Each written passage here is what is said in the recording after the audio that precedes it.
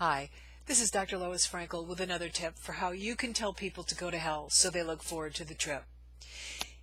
In the Me Too age, it's difficult for women to know where to draw the line in the sand, isn't it?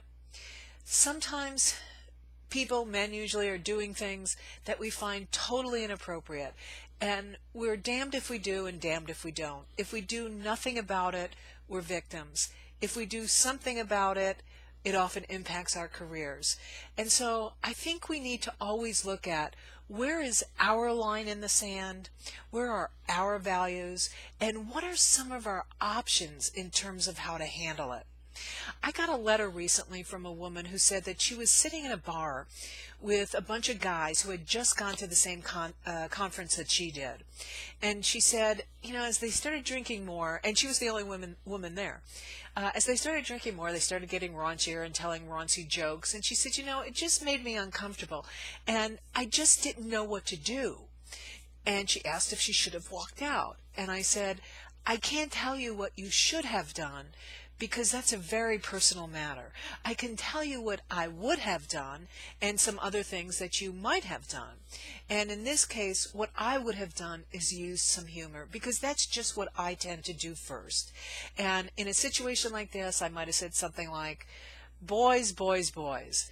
Do we really have to go there with these raunchy jokes right now? Can we talk about the conference? Can we talk about sports? Can we talk about any host of other things? But let's let go of this raunch. And I probably would have said something like that. If they didn't get the hint, then I might have said something like, you know what? I'm going to let boys be boys, and I'm heading back to the room. And although there are those who would say, you shouldn't have to leave, they should stop, I'd say you're absolutely right. In getting them to stop, would that help me with my long-term goals? And that's what I mean about we're kind of damned if we do and damned if we don't.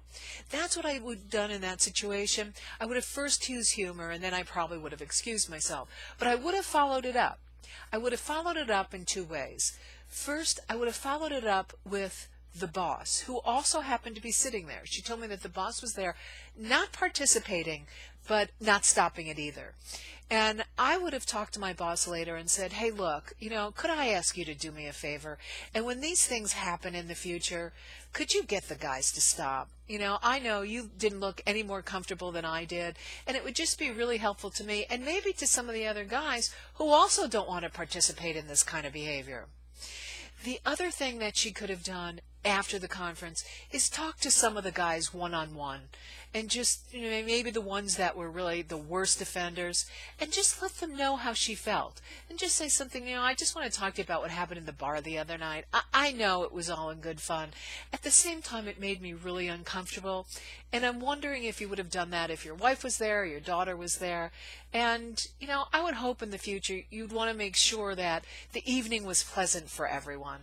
And if you want to say something like that, great. Now, of course, it might result in you not being invited to things in the future. And that's not right. If that happens, that's not right. But there's always a reaction to every action that we take, isn't there?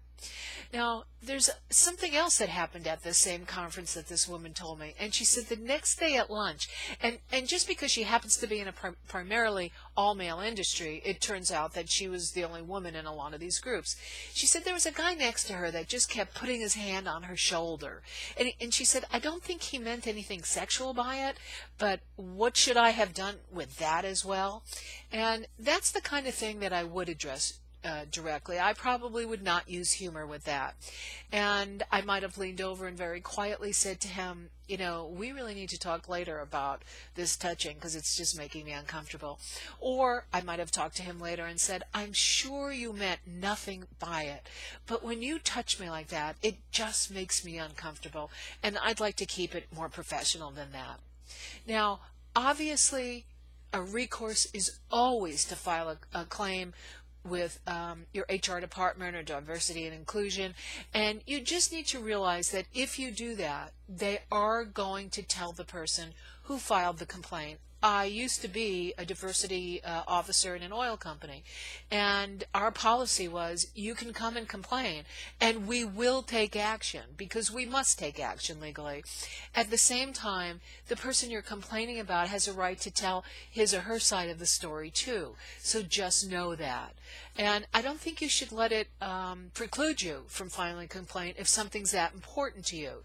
Because again, it's always about where are your values and where is the hill you're willing to die on. So those are just some options that you can use.